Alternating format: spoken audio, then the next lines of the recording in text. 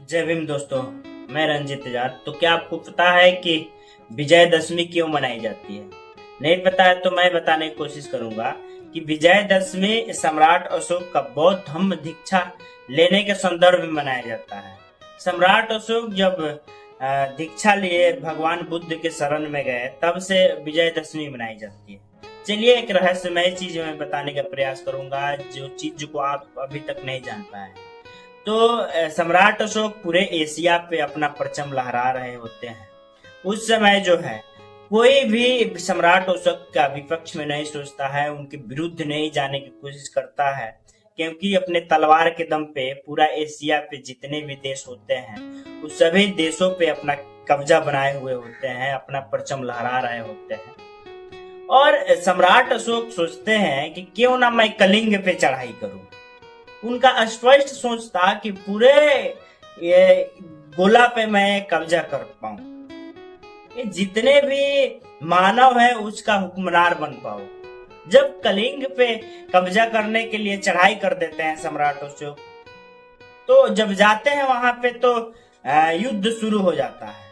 और सम्राट अशोक का कलिंग पे जब चढ़ाई होता है तो लगातार 9 दिन तक युद्ध चलता है। और जब 10वां दिन होता है तो तमाम कलिंग के औरतें, तमाम माताएं, तमाम बहनें और तमाम छोटे छोटे बच्चे सम्राट अशोक के सामने आ जाते हैं एकता के परचम दिखाते हुए। उस समय सम्राट अशोक के अंदर एक डर बन जाता है और सम्राट अशोक ये सोचते हैं कि पूरे जीते जी लाइफ में मैंने जितने भी युद्ध लड़ा, जितने भी देश पे कब्जा बनाकर अपना परचम लहराया, कभी अपने तलवार से नरसंहार कभी नहीं किए हैं औरतों को, कभी भी युद्ध के सामने औरतों को नहीं देखा है, बच्चों को नहीं देखा है, बच्चियों को नहीं देखा है।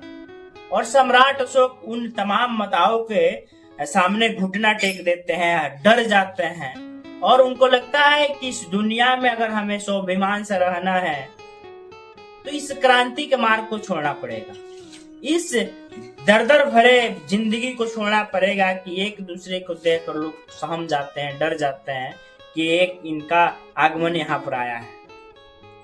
इनका साफ तौर पे यह कहना था कि मुझे अगर स्वाभिमान से रहना है तो मुझे वो सारे बुरी आदतों को छोड़नी होगी।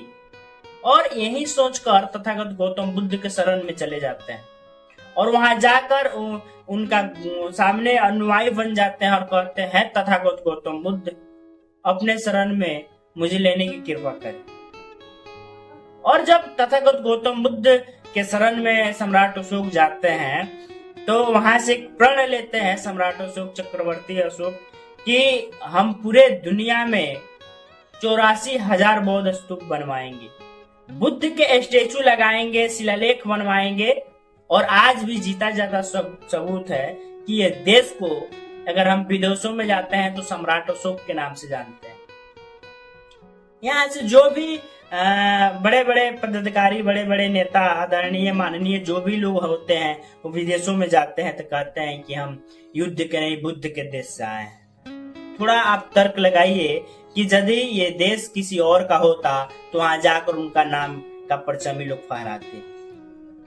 जाते हैं तो लोग कहते हैं कि हम सम्राट अशोक के देश से आए हैं, चंद्रगुप्त मौर्य के देश से आए हैं, हम बुद्ध के देश से आए हैं। और यही खुशी के दौर पे जो सम्राट अशोक बौद्ध धर्म की दीक्षा लेते हैं, उसी दिन विजयदशमी मनाई जाती है। बाकी आपका प्रतिक्रिया क्या है कमेंट बॉक्स में जरूर बताएं। नमो बुद्धाय, जय भीम।